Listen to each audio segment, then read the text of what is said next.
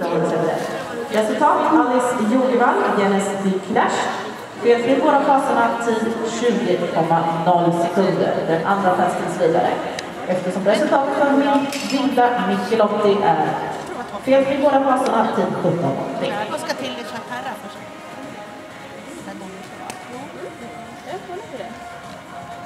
En meter skulle man. Och sen här är det så. Fan vad snabbt. Man du får något. Det här är inte. De hade ställt på. Så jävla tråkigt att det är så.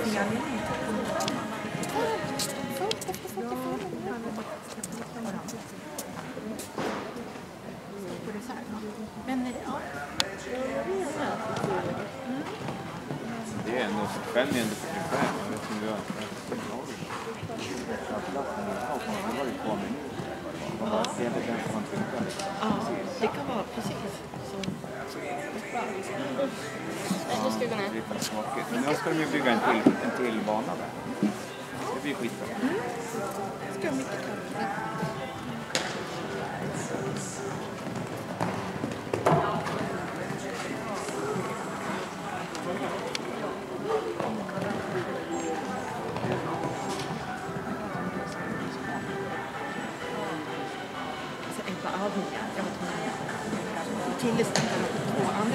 Amanda Avery på gott